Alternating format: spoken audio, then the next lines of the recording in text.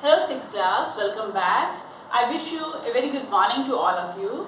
In our previous class, that is yesterday's class, we were discussing about basic geometrical ideas and we talked about circles. We introduced a lot of new terms regarding circle, related to circle, which were center of a circle, okay, then diameter of a circle, how diameter is related to the radius of circle, chord, is chord a diameter also, is diameter also a chord. We discussed all these parts.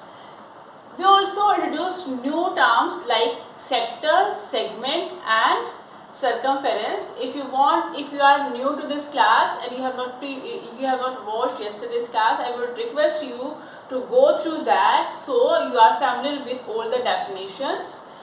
Now we are going to continue with question number 3, that is draw any circle. Okay, you will draw a circle and name its center as O and mark its. Okay, before starting with A parts, I am going to remind you that you are not going to use your free hand like me in your copies. You will be using a compass. You will put the pencil in that and put the nib of your compass like this. Open your compass a bit and then draw a circle. Okay, you won't be drawing free handly, or we can discuss that in our class and when we are going to meet. So after drawing the circle, we have to name the circle centers. It is point O. Second, radius. We are going to draw a radius. So radius is any line segment joining the center to the circle, to any point on circle. So you can draw any line segment. Suppose this is the line segment. I am going to name this point as O. So and this radius is your OA. Third is diameter. Diameter means you have to connect the 2 points on circle, but that line segment, the line segment that is formed should pass through the center. Okay, we will extend this line AO to B, and this is your AB. Diameter is your AB line segment. D is a sector. A sector is made up of an arc and a pair of radii. So an arc, I am going to draw two radii, A and P. So this part is going to be your sector AOP, which is your shaded region. Region, as we discussed, is interior with boundary. E is a segment. A sector, a segment. Segment is the part of interior of circle which is formed by an arc and one chord of the circle, and that chord is made by joining the end points of that arc. So the segment is AXA, shaded region. Next is a point in the interior. A point in the interior. We don't need to mark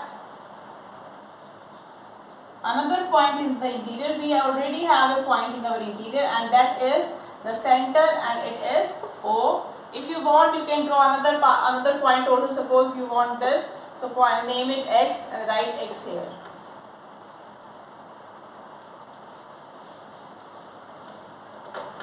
F. Then after that, G, a point in the exterior. Mark any point outside the boundary of circle. Suppose this is Y.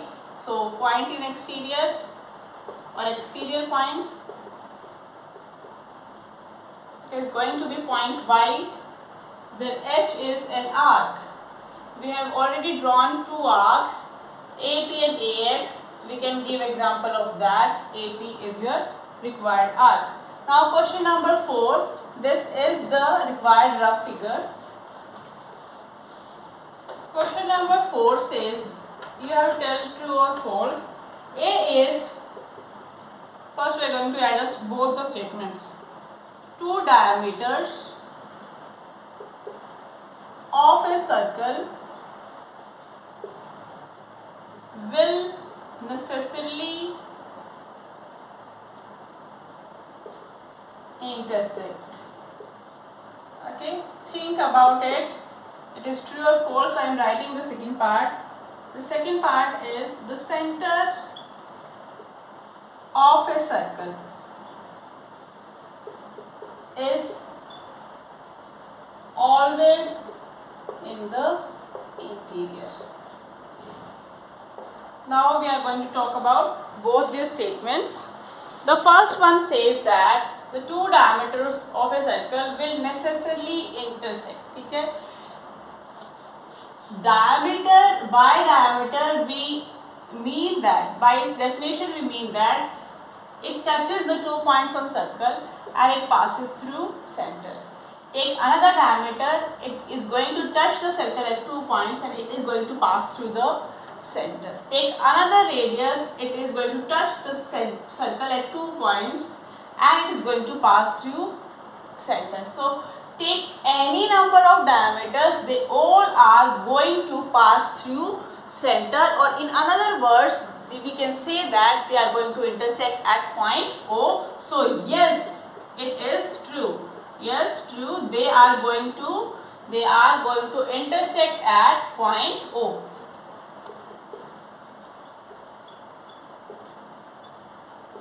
They are going to intersect at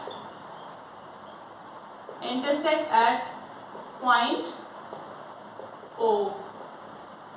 Next one is the center of circle is always in the interior. Center of circle. If we define the center of circle, it is a point in the interior of circle whose distance from every point on the circle is same. So by definition it is obvious that it is going to be in the interior. Again this statement is true by definition. It is going to be inside the interior. This is the, if we are going to draw any circle we have to draw the interior. So this is the interior part and this is the exterior part. Okay, with this we have completed the chapter number 4, that was basic geometrical ideas. In it we covered about almost every new geometrical term regarding to polygons, circles, triangles, angles and quadrilaterals. Next we are going to do a chapter related to geometry only, that is going to be chapter 5. Its name is Basic Elementary Shape, chapter number 5. For this chapter you will be keeping our geometry boxes with us and draw side by side.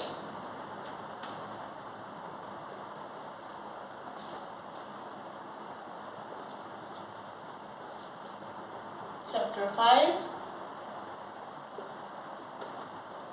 Understanding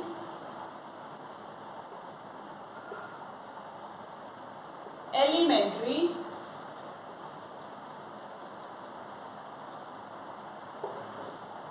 Shapes.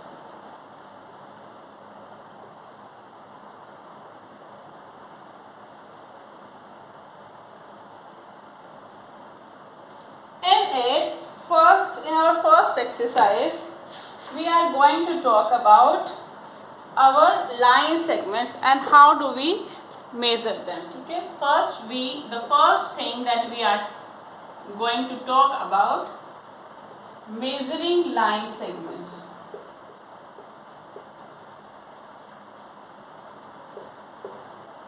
Now if you join any 2 points on a plane surface, the shortest distance, the shortest join of those 2 points is going to be a line segment, or in short we can say that a line segment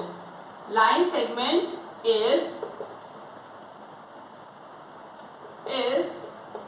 the shortest join between 2 points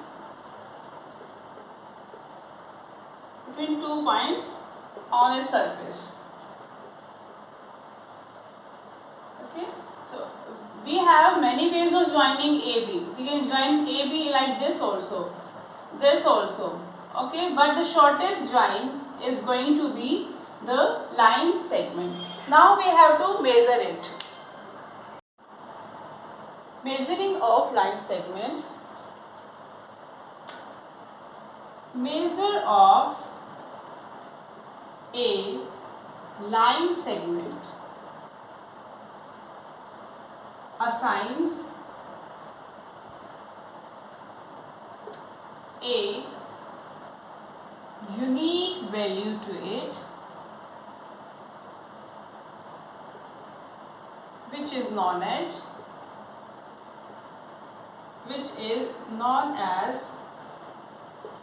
length of the line segment. By measure of line segment, we are going to get a number which will be unique to every line segment, and that unique number will be called the length of that segment. Now this, by using this length of line segment, we do comparison. Comparison for what? Comparison of line segments. We do comparison of line segment or comparison of measurement of line segments. We have 3 different methods for comparison in the broad level. First is comparison by observing. Comparison by observing means you will just look at the line segment. Suppose we have this and this line segment. You will just look at them and you will tell that this one is shorter, this one is bigger. Or suppose you have this one is smallest, this one is bigger than this, and this one is the biggest in length. Okay, first is comparison by observing, but it is not a foolproof method because we can't, first reason is we can't use this method every time. Suppose we want to check these 2 line segments by observing, so we are not sure which one is going to be the bigger one and which is going to be shorter, smaller one, because they both looks equal in size or equal in length. Next thing with this comparison by observing is there is a chance of error. Okay, you can do the measurement wrong. Second thing is measurement by tracing. Comparison by tracing. Comparison by tracing. What we do in this method is, suppose we want to compare 2 lengths, 2 line segments, this and this. We use the trace paper. We put that trace paper on one line segment and then draw the line segment on that trace paper. After that, we will pick up the trace paper, put the trace paper back onto the second line segment, such that one end point is matching. Okay, this you will put this line segment, suppose trace paper, you drew that on trace paper and you will put it above it. Okay, suppose this line segment is coming up here, then you will get to know that this line segment was bigger and this one is smaller. Third one is by comparison by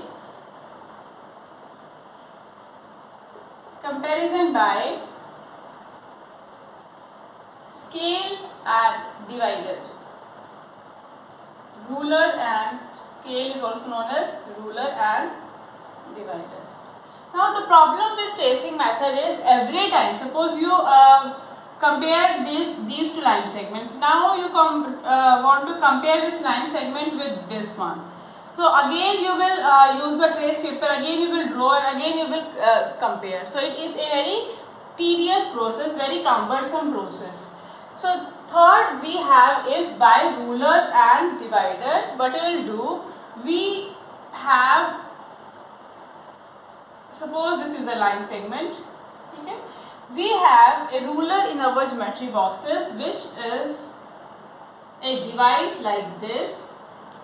On it we have measurements like, on one side has measurements like 0, it starts from 0, then 1, then 2, and it is up to 15. We have divisions up to 15, and these each division is of 1 centimeter, and within this 1 centimeter there are further 10 divisions, 1 2 3 4 5 6 7 8 9 10. Okay, and as we know that there are 10 divisions, this was of 1 centimeter, so these divisions are of 1 millimeter. So we can use this side to measure the line segment. And how we use the line segment using rulers, we will put that 0 to one end point of the line segment, and then we will check where the another end point is landing at. Suppose it is landing at here. Okay, suppose this you put the 0 here, and your second point is coming at here. So whatever this length is, suppose it was 14 and it is 13. So the length of your line segment is going to be 13 centimeters. But if you are going to use ruler in this way, there is a chance of positioning error. Means if you are looking from here, you will get another measurement, another length, and if you are looking from here, you will get another, you may get another length, and if you look from vertically above from here, right, so you will get the correct measurement. Only when you are seeing from vertically above, you will get the correct measurement. To remove this error part, we use the divider, and what you will do, you will open the divider to measure the length of this line segment, and then you put that divider on that ruler to measure its length. So these are 3 methods of comparison of measurement of line segments. Now we are going to start with exercise 1, which is 5.1.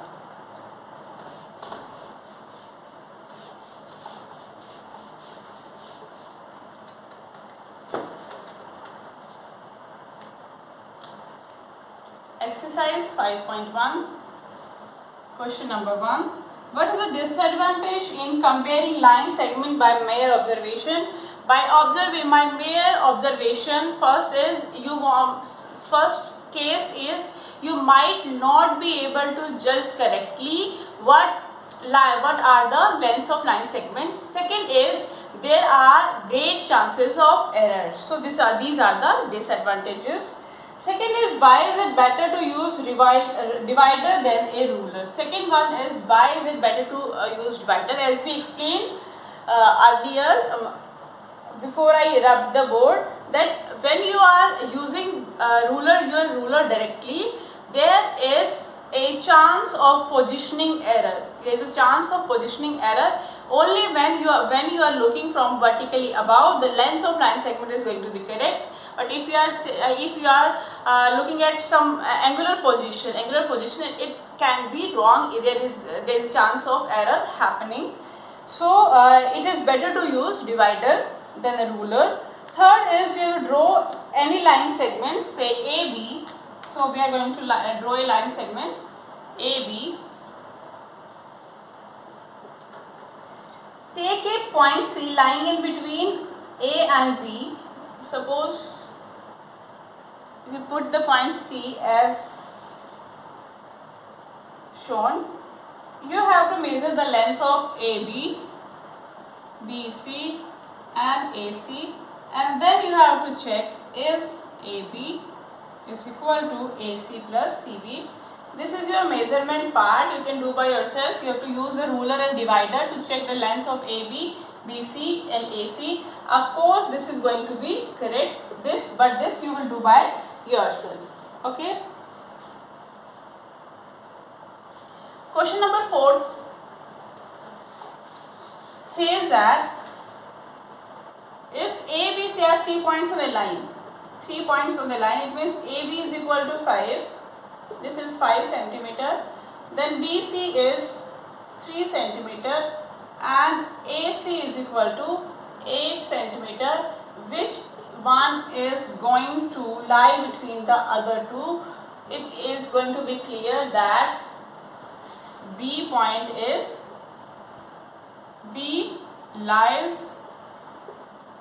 is going to lie between the other 2 points.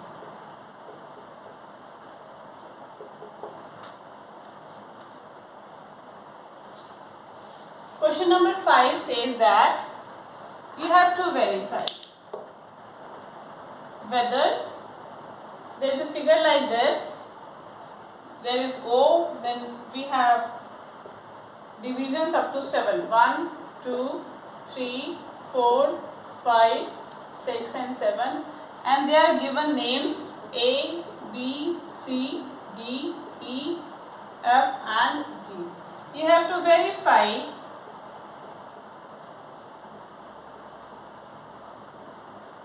that D is midpoint of AG line segment.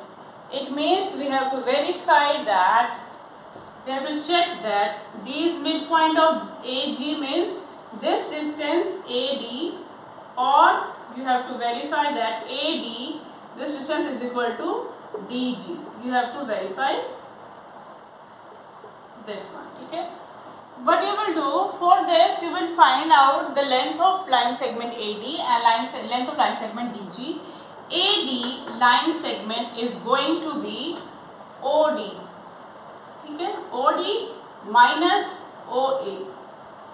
OD minus OA. OD, as you can see, is distance from 0 is 4 and distance OA is 1, so it is going to be 3. Similarly, DG, your DG, so we have to first find out the distance of OG minus this distance, this length, which is OD. It is going to be 7 minus 4, which is going to be 3, and both these are same. It means AD is equal to DG, and this is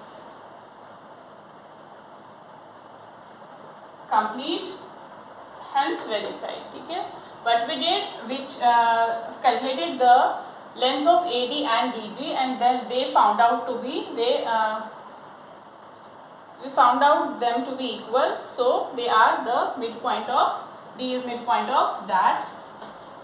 Now we are moving to question number 6. Question number 6 says that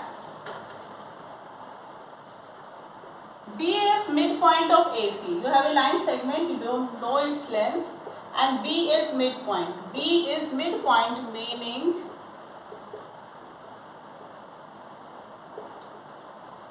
AC. It means that AB is equal to BC. Okay, this length is equal. C is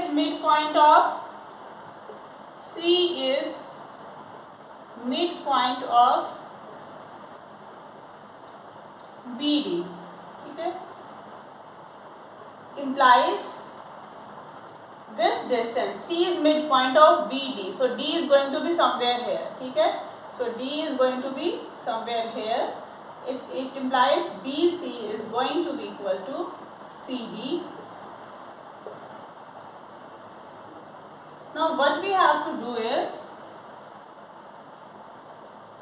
is AB is equal to CD. ठीक है, now AB is equal to BC. We will use this in BC is equal to CD. It will imply, it means that we can write AB in place of BC. So we will write AB in place of this and we will get AB is equal to CD, which is the required result. It is true. So yes, we can say that AB is equal to CD. Question number 7, what we have to do is, we have to draw 5 triangles. Then measurements is not given, so you can draw as per your wishes. But it should be a 3-sided polygon, because triangle means a 3-sided polygon.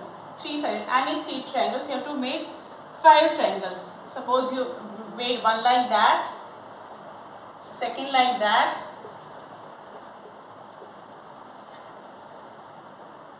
third like maybe like that,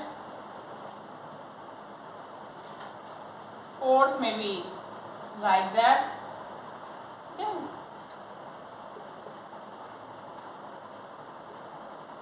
And fifth maybe like that. Okay. So we have 5 different triangles. You have to check in each case. You have to check for every case if sum of lengths of any 2 sides is always less than the third side. Okay. We are going to name it. Okay. Suppose this is ABC, this is PQR, XYZ, MNO, PQR. Okay, or maybe RST. Okay, we have to name them. We have, for naming the vertices, we use capital letters. We have to verify. So we are going. I am going to do for one triangle. I am going to show how we will do it, and you will do for the rest 4 also. Rest 4 triangles also.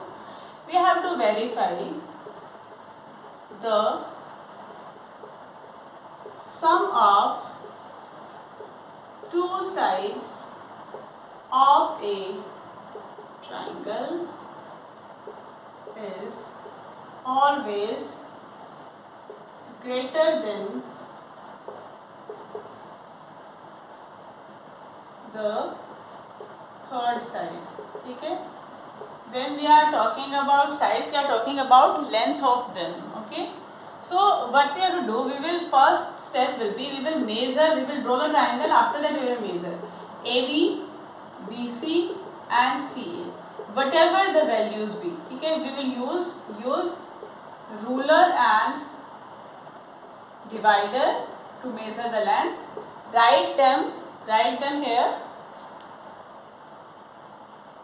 After writing them, what you will do, you will check 3 equations. You will add 2 lengths. Okay, first you will add AB plus BC. Then you will check if this length is greater than CA. Then you will add other 2 line segments, that is AB plus CA is it greater than BC, and then we will add BC plus CA and we will check if this is AB is greater than this. Okay? First step is you will find out them. This is step 1. Step 2 is you will check these. If these inequalities are true. Okay? If true, then yes, you will write yes, sum of 2 sides of this triangle is greater than the third side, or you can say sum of any 2 sides. You can write sum of any 2 sides, and here also sum of any 2 sides. This procedure we have to follow for all 5 triangles, and then which we know that because it is a statement, it is a true statement that it is going to be always greater than this. Sum of two sides is always greater than the third side for a triangle. Okay? Suppose I am saying that it is going to be bigger than the third side. What happens if AB plus BC is equal to CA? Okay? This will happen only in case they are lying on a line segment. Okay? AB plus BC plus CA. This length plus this length is equal to CA. This happen only when they all lie on a line segment. For a triangle, sum of two sides is always greater than the sum of three sides. With this, we are going to conclude our class for today. Tomorrow, we are going to start with exercise 5.2, which is related to our right angle and then complete angles and things like that. Have a good day.